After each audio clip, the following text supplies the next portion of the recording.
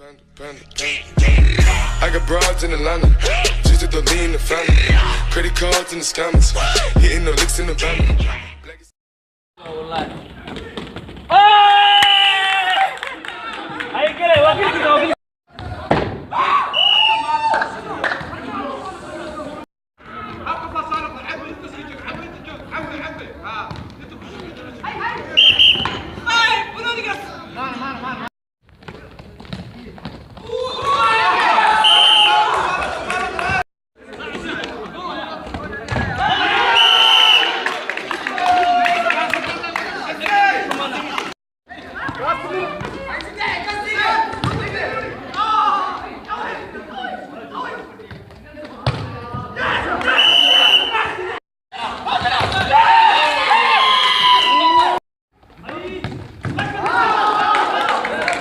Junto.